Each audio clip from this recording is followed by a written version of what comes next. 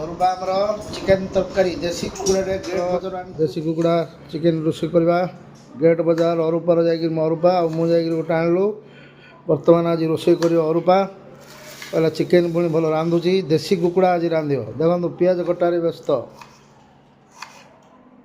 ହଁ ଭଲରେ କାଟେ।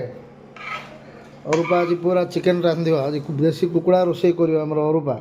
ଦେଖିବା କେମିତି ଲାଗୁଛି। ଦେଖନ୍ତୁ ଅରୁପା କେମିତି ପିଆଜ କାଟୁଛି ଭଲରେ କାଟେ। ପିଆଜ କଟା ଆରମ୍ଭ ହେଲା ଆମର। ଏବେ ଦେଶୀ କୁକୁଡ଼ା ରୋଷେଇ କରାହେବ ଝୋଳ ଅରୁପା ରାନ୍ଧିବ। ଦେଖିବା ବେଶୀ ପିଆଜ କାଟିଲାଣି ଆଉ ପ୍ରବଳ ଆଉ ଦେଶୀ କୁକୁଡ଼ା ଆଉ ଅରୁପା ଆଜି ରାନ୍ଧିବ ହେଲା। ଅରୁପା ଆଜି ରୋଷେଇ କରିବ ତମେ ଖାଇବ ହେଲା। ହଁ ଅରୁପା ଆଜି ଦେଶୀ କୁକୁଡ଼ା ପୁରା ରେଡ଼ି ଆଉ ପୁରା ରେସିପି ଆଉ। ହଁ ତେଲ ପଡ଼ିଗଲା ଫୁଟଣ ପଡ଼ିଲା ପିଆଜ କଷା ହବ।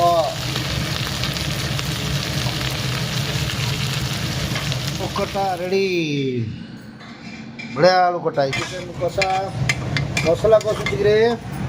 ହଁ ଆଜି ଅରୁପା ବଢ଼ିଆ କଷେ ଆଜି ତୁ ତ ରାନ୍ଧିବୁ ଆମେ ଖାଇବୁ ଆଜି ଆଉ ଦେଖିବା କେମିତି ଏଇଟା ସାଉଦିଆ ଆରବର ଚିକେନ୍ ରୋଷେଇଟା କରୁ ରେସିପିରେ ଦେଶୀ କୁକୁଡ଼ା ସାଉଦି ଆରବରେ ଥିଲୁ ପରା କେମିତି କରାହେଉଛି ଦେଖିବା ଆଉ। କଷେ ମସଲା କଷା ଚାଲିଛି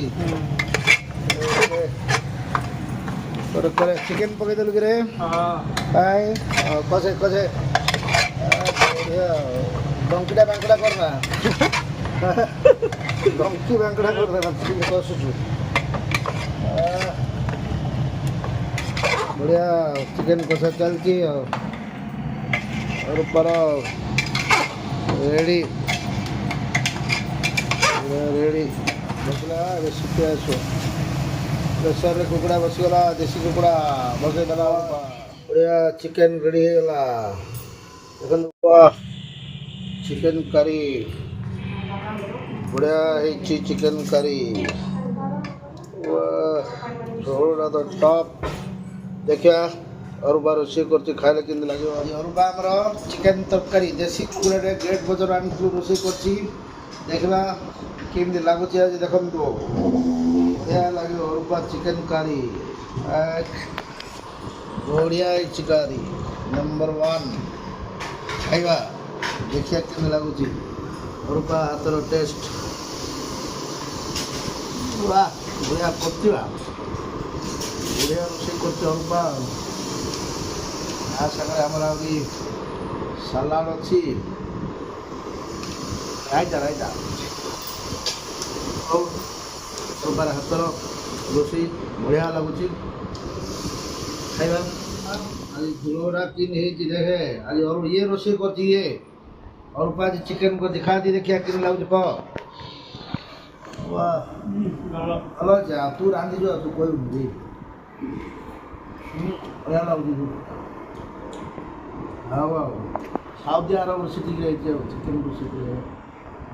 ହଉ ଖା ଭଲ ଖା।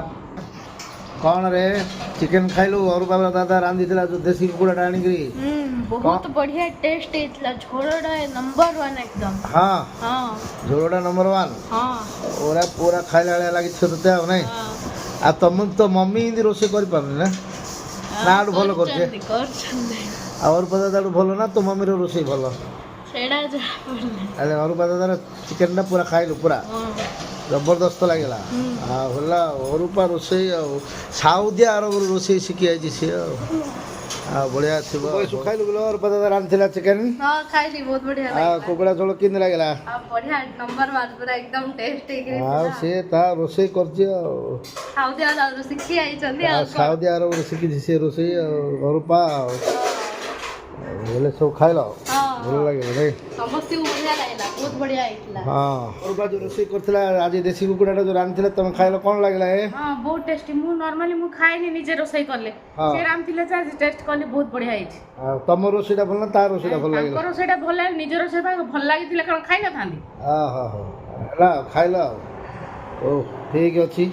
ଅରୁପାର ରୋଷେଇ ଆଜି ସମସ୍ତେ କ'ଣ ପ୍ରଶଂସା କଲେଣି। ଓକେ ବଢ଼ିଆ ଆଉ